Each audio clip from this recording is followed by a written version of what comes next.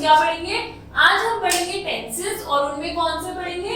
Indefinite मतलब कि simple tense है। तो the tense of a verb shows the time when an action और इवेंट टेक्स प्लेस। तो टेंस क्या दिखाता है? टेंस बताता है कि जो भी एक्शन हो रहा है हमारे एक सेंटेंस में वो किस टाइम हो रहा है। तो टाइम कौन बताता है? टाइम बताता है tenses. There are 3 main tenses. कितने टेंसेस होते हैं? 3 टाइप के, present tense, past tense and future tense. Present tense मतलब जो अभी हो रहा है, जो टाइम चल रहा है, पास्ट टेंस जो हो चुका है एंड फ्यूचर जो भी आगे आके होगा। Now read the following sentences.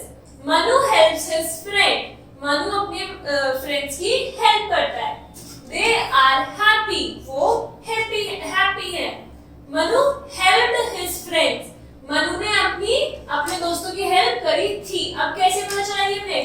helps और helped ये दोनों क्या है? वर्ब है। ये इसमें है सिंपल फॉर्म में और इसमें कौन सा है? इसमें है पास्ट फॉर्म में। तो उससे हमने बताया कि ये सेंटेंस प्रेजेंट टेंस है और ये वाला पास्ट टेंस है। They are happy and they were happy. They are and they were. तो are और were, are हमेशा यूज कब होता है? are होता है हमेशा प्रेजेंट टेंस में और were हमेशा कब यूज होता है? पास्ट टेंस में। तो इससे हम बता सकते हैं कि पहला सेंटेंस किसमें? प्रेजेंट मतलब कि वो खुश हैं। They were happy, वो खुश थे।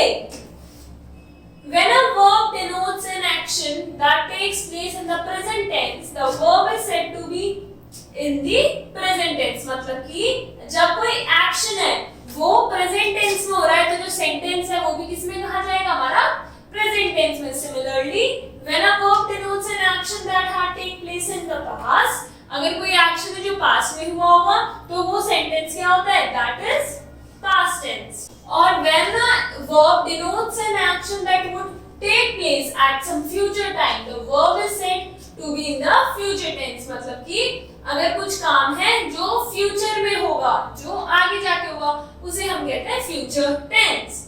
Now, each of the above main tenses can be subdivided into the following 4 heads. मतलब कि हमने कितने पढ़े? 3 टेंसेस पढ़े। वो 3 जो है वो इन 4 कैटेगरीज में डिवाइड होते हैं। जैसे प्रेजेंट टेंस, तो present indefinite tense, present continuous tense, present perfect tense and present perfect continuous tense. Past tense, past indefinite tense, past continuous tense, past perfect tense and past perfect continuous tense. Future tense, future indefinite tense, future continuous tense, future perfect tense and future perfect continuous tense। तो ये हमारे tenses 3 types के होते हैं जो इन 4 categories में 4 सब headings में डिवाइडेड होते हैं। नाउ अब क्या पढ़ेंगे हम? प्रेजेंट इंडेफिनाइट टेंस मतलब सिंपल प्रेजेंट टेंस पढ़ेंगे। तो simple indefinite tense is used to कहां यूज होता है? एक्सप्रेस यूनिवर्सल और जनरल ट्रुथ्स मतलब कि जो यूनिवर्सल ट्रुथ है जो हर जगह सेम ही रहेंगे और जो हैबिट्स होती हैं for that is things that always happens. मतलब कि अगर जो सूरज है वो रोज निकलता है तो क्या हुआ? ये क्या है? एक यूनिवर्सल ट्रुथ है और ये चीज रोज होती है। तो ये किसमें काउंट होगी? हमारी सिंपल प्रेजेंट टेंस में। The sun rises in the east and the sun sets in the west। तो ये क्या है? ये हमारे जो है ये हमेशा ऐसा ही होता है, रोज ऐसा ही होता है कि जो सन है वो ईस्ट से राइज करेगा और वेस्ट में सेट करेगा। Second is expresses habitual facts और रिपीटेड एक्शंस मतलब कि अगर हमारे कोई रोज जो हम करते हैं हैबिट है हमारी, उसको भी किसमें काउंट होगी? सिंपल प्रेजेंट टेंस में। He goes to school on foot, तो वो रोज ही जाता है। The gardener waters the plants। जो गार्डनर्स हैं वो क्या करते हैं? प्लांट वाटर करते हैं किसे? प्लांट्स को। तो ये क्या है? ये हैबिट्स हैं जो रोज होती हैं। Third is express something that remains unchanged for a long time मतलब कि लॉन्ग टाइम के लिए, एक बहुत समय के लिए वो चीज चेंज नहीं होती। मतलब कि जैसे she lives in our locality, अब वो उस जगह रहती है तो वो लंबे समय तक वही रहेगी, इसलिए क्या हो गया? Simple present tense. Anju works in a bank. Fourth is make a general statement. हम कोई normal statement दे रहे हैं. For example, the children play in the park. जो बच्चे कहाँ खेलते हैं? पार्क में खेलते हैं. Gita likes chocolates. गीता को chocolates पसंद है. तो ये क्या है? ये हमारी normal statements हैं. Fifth is in proverbs. Proverbs मतलब क्या होता है? मुहावरे. All that glitters is not gold. An empty vessel sounds much. तो ये क्या है? ये हमारे प्रोवर्ब्स हैं जो कि हम यूज करते हैं जनरली और वो किसमें होंगे? हमेशा सिंपल प्रेजेंट टेंस में. Now how to form sentences. अब हमने ये तो देख लिया कि कहाँ यूज होता है, बट ये सेंटेंसेस बनाएंगे कैसे हम? Affirmative sentence. अफर्मेटिव मतलब positive sentence. Subject plus first form of verb फिर प्लस एस या ईएस प्लस ऑब्जेक्ट. और first form of the verb कौन सी हुई? जो वर्ब की रूट फॉर्म है, सिंपल फॉर्म है. Example, I play hockey, we play hockey, you play hockey and he plays hockey. तो इसमें क्या हुआ कि I plays hockey, we plays hockey, you plays hockey and he plays hockey. For pronoun I, we, you and they, first form of the verb is used. इनके साथ क्या use होती है? Verb की first form. For pronouns he, she and it, s and es is added to the first form. अब यहाँ पे I था, we, you, तो हमने इनमें क्या लिखा? बस play लिखा है, right? तो ये क्यों लिखा? क्योंकि ये इनके साथ I, we, you and they के साथ बस वर्ब की फर्स्ट फॉर्म यूज होती है. और जहाँ he और she आ गया, जैसे he plays, तो हम s या es ऐड कर देते हैं. For any names, s and es is added to the first form of the verb. अगर कोई नाम है उसके लिए भी ऐड होता है. And a full stop is used at the end of the sentence. Full stop हम लगाएंगे क्यों? क्योंकि ये affirmative sentence है, तो ये sentence जब भी खत्म होगा हम किससे करेंगे? Full stop से. Negative sentence. नेगेटिव सेंटेंस मतलब जिनमें हम नॉट लगाते हैं, नो लगाते हैं या फिर नेवर लगाते हैं. तो subject plus first form of the verb plus do not या does not plus object. Now I do not play hockey, मैं हॉकी नहीं खेलता. We do not play hockey, हम हॉकी नहीं खेलते. You do not play hockey, तुम hockey नहीं खेलते. He does not play hockey, वो हॉकी नहीं खेलता. For pronoun I, we, you and they, do not is used, and for he, she and it, does not is used. जैसे हम देख सकते हैं I के साथ do not, you के साथ do not, we के साथ do not, but he के साथ क्या यूज हो रहा है यहाँ पे? Does not. For any name, does not is used after the subject. The main verb always remain in the first form. Main verb क्या होता है? जैसे यहाँ play है, तो ये अपने रूट फॉर्म में, ये अपने पास फर्स्ट फॉर्म में रहेगा. And a full stop is used at the end of the sentence. Now interrogative sentence. Interrogative कौन से होते हैं हमारे? जिनमें हम क्वेश्चन पूछते हैं. तो डू या does, subject plus first form of the verb plus object and plus question mark. Question mark क्यों? क्योंकि ये क्या है? ये इंटरोगेटिव सेंटेंस है. ये हम किसी से क्वेश्चंस पूछ रहे हैं. For example, do I play hockey? Do we play hockey? Do you play hockey? Does he play hockey? So for pronouns I, we, you and they, do is used before the subject, and for pronoun he, she, it, does is used before the subject. Subject क्या हुआ? Pronoun और noun subject होता है, तो यहाँ पे pronouns use हो रहे हैं, तो ये क्या है? Subject. इनसे पहले क्या लगेगा? Do या does. For any name, does is used before the subject. Main verb जो होता है वो हमेशा first form में रहेगा और question mark रहेगा last में. तो ये क्या थे हमारे interrogative sentences in simple present tense. Now we will study past indefinite tense. मतलब कि अब हम क्या पढ़ेंगे कि simple past tense क्या होता है. हमने इससे पहले क्या पढ़ा है? Simple present tense. अब हम पढ़ेंगे simple past tense. तो past indefinite tense is used to, कहाँ यूज करते हैं हम simple past tense को? To express an action completed in the past. कोई ऐसा action को express करने के लिए जो कब लास्ट में कंप्लीट हो चुका है। जनरली एन एडवर्ब और adverb phrase of past time is used in the sentence. Now for example, she came to our house yesterday. अब इसमें क्या यूज हो रहा है? Yesterday. Yesterday क्या है? It is the adverb of time. तो yesterday कब होता है? Yesterday होता है जो कल हो चुका है। तो इससे हम बता सकते हैं कि ये सेंटेंस किसमें है? ये सेंटेंस सिंपल पास्ट टेंस में है। It rained heavily last night. पिछली रात जो थी तब क्या हुआ? बहुत तेजी से बारिश हुई। तो लास्ट नाइट से हमें क्या पता चला कि ये किसकी बात हो रही है? ये पास्ट टेंस की बात हो रही है। और अगर हम इसमें देखेंगे तो क्या लिखेंगे? रेन। रेन मतलब रेन होता है simple form, first form, but उसकी सेकंड फॉर्म क्या होती है? रेन। तो इससे भी हम क्या बताते हैं कि हमारा सेंटेंस किसमें है? हमारा सेंटेंस सिंपल past tense में है। I got the offer a few days ago. Why did you meet them? तो ये क्या शो कर रहे हैं? These are simple past tense. Now second is express some past habit. कुछ ऐसी habit जो कि हम past में करते थे। My father always bathed in the river. वो पहले river में नहाते थे, अब नहीं नहाते।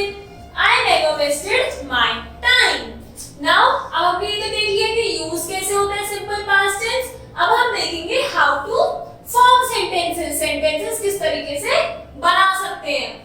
Affirmative sentence. अफर्मेटिव क्या होता है? Positive sentences. तो पॉजिटिव सेंटेंसेस कैसे बनेंगे? Subject plus second form of the verb plus object. Subject क्या होता है? जिसके बारे में बात हो रही है।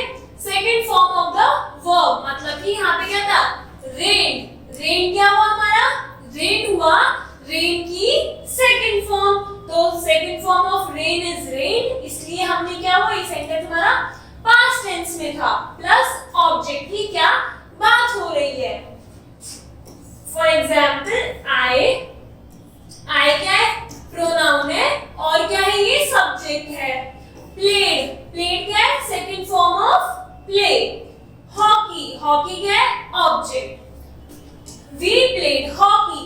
You played hockey and he played hockey. Now note, the second form of verb is used with every subject. अब subject क्या हो सकता है? Subject noun हो सकते हैं, pronoun हो सकते हैं, किसी का नाम हो सकता है, या फिर he, we, I, you, ये सब हो सकते हैं। ये क्या होता है? pronouns। तो कुछ भी हो subject, उसके साथ क्या आएगा? verb की second form। A full stop is used at the end of the sentence. Affirmative sentence है, positive है, तो हम क्या लगाएंगे लास्ट में? full stop. Now negative sentence. Negative sentence means जिन sentences में no, not और never आता है। तो फॉर्म कैसे होंगे? subject plus did not plus first form of the verb plus object.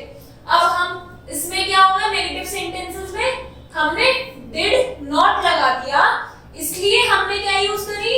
Verb की फर्स्ट फॉर्म। ऐसे नहीं होता क्योंकि did क्या है? did ऑलरेडी पास्ट में। do की सेकंड फॉर्म क्या होती है?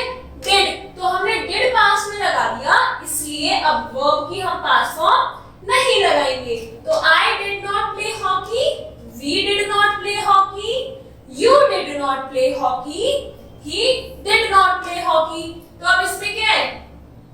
The main verb is always changed into first form. जो main verb होगा कुछ भी वो किस में चेंज हो जाएगा? first। For example, इस सेंटेंस में played था। played क्या था? second form। तो वो किस में चेंज हो जाएगा हमारा? first form में, that is played. Did not is used after the subject. जब subject हो जाएगा like pronoun I, you, we, he, उसके बाद में लगेगा हमारा did not. And then a full stop is used at the end of the sentence. जब sentence खत्म हो रहा है तब हम क्या यूज कर रहे हैं? full stop. Interrogative sentence. Interrogative sentence कैसे बनेंगे? did पहले आ जाएगा और subject बाद में चला जाएगा। तो did subject first form of the verb plus object and plus question mark to show interrogative sentence. तो हम इस sentence में क्या था? I did not play hockey. तो हमने क्या करा? I क्या था इसमें? सब्जेक्ट, तो हमने सब्जेक्ट बाद में लिखा, डिड पहले लिख दिया, and play hockey. Did you play hockey? Did we play hockey? Did he play hockey? Now note, the main verb is always changed into first form. इसमें भी जो main verb होगा वो किस में change होगा? First form में। Did is used before the subject. Did subject के पहले use होगा, and question mark is used at the end of the sentence. Now future indefinite tense. अब हमने पढ़ लिया present indefinite tense, past, and also अब हम क्या पढ़ेंगे? Future indefinite tense मतलब simple future tense. तो फ्यूचर इंडेफिनिट टेंस किसका कहाँ यूज होता है? First is to talk about things that is expected to happen in future. ऐसी चीजों के बारे में बात करना जो कि फ्यूचर में हो सकती है। I hope everyone will be present. अब ये क्या हो रहा है? हम ये सोच रहे हैं कि सब फ्यूचर में प्रेजेंट होंगे। I think the train will be late. ये क्या कि मैं सोच रहा हूँ कि ट्रेन शायद लेट होगी। तो ये क्या है? इनमें हम सोच रहे हैं कि कुछ चीज, कोई सिचुएशन है जो कि फ्यूचर में हैपन होगी। Expresses things over which we have no control. जिन चीजों पे हमारा कंट्रोल नहीं है, फॉर एग्जांपल रेन हो रही है, वेदर चेंज हो रहा है, तो हमारा उन पे कंट्रोल नहीं है, तो इट विल रेन टुडे। आज बारिश होगी। The train will arrive soon. Third is make polite request. To make polite request हम क्या यूज करते हैं? Simple future tense. For example, will you kindly carry this bag? Will you please give me a pen? And for this promise to do something, या फिर हम कोई promise करते हैं, I shall help you, we shall look into the matter. अब हम इसमें देख सकते हैं कि हमारे फ्यूचर सिंपल फ्यूचर सेंटेंसेस हैं, तो इनमें will and shall her sentence में आ रहा है, या तो विल आ रहा है या फिर शैल आ रहा है। तो विल या फिर शैल अगर किसी सेंटेंस में है तो हम उस सेंटेंस को आइडेंटिफाई कर सकते हैं एज फ्यूचर टेंस। और सिंपल फ्यूचर टेंस कैसे करेंगे कि या तो वो चीज एक्सपेक्टेड है, फ्यूचर में होगी, या फिर हमारा उस पर कुछ कंट्रोल नहीं है, या हम कोई पोलाइट रिक्वेस्ट बना कर रहे हैं, या फिर हमने कोई प्रॉमिस करा है। अब सिंपल फ्यूचर टेंस के सेंटेंसेस कैसे फॉर्म होंगे? सब्जेक्ट प्लस शैल या फिर will plus first form of the verb plus object. मतलब कि जैसे सब्जेक्ट है तो सब्जेक्ट क्या नाउन हो सकता है, प्रोनाउन हो सकता है, तो हमने लगा आई। अब आई के साथ शैल आएगा या विल आएगा? आई के साथ आता है हमारा शैल, तो आई शैल। अब first form of the verb play hockey, I shall play hockey.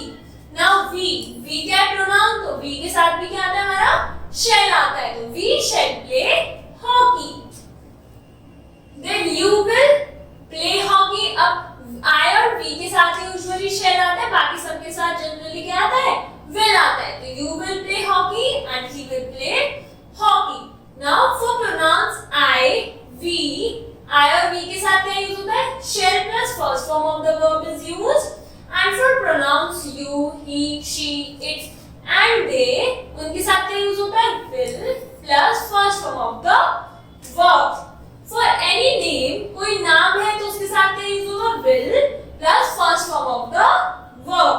And last में full stop is important. ये थे हमारे affirmative sentence means positive. Now we will see how we can make negative sentences. तो subject plus shall या फिर will plus not plus first form of the verb plus object. Subject I, अब I के साथ will आएगा shall आएगा? Shall आएगा, तो I shall not first form of the verb play hockey. We shall not play hockey. You will not play hockey. He will not play hockey. Now note, for pronouns I, we, shall plus not plus first form of the verb is used. For pronouns you, he, she, it and they, will use होता है उसके साथ not, उसके साथ first form of the verb. Now for any name, will plus not plus first form of the verb is used. मतलब कि will सबके साथ यूज होगा, बस I और we के साथ साथ क्या यूज होगा हमारा shall, और लास्ट में हम क्या लगाते हैं सेंटेंस के full stop. Now interrogative sentence, interrogative sentence कैसे बनाते हैं, shall और will। अब सब्जेक्ट से पहले क्या आ जाएगा, shall या फिर will plus subject plus first form of the verb plus object and plus question mark. For example यहाँ कहता I shall, तो हमने क्या लिखा, पहले shall लिखा फिर I लिखा, play hockey. Shall we play hockey? Will you play hockey? And will he play hockey? Now note, the main verb remains in the first form. जो main verb होता है वो किस में रहता है, वो first form में रहता है।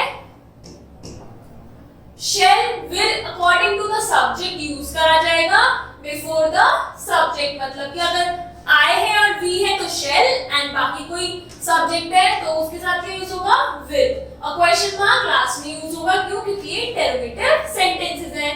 Now you have to complete the exercise. Thank you.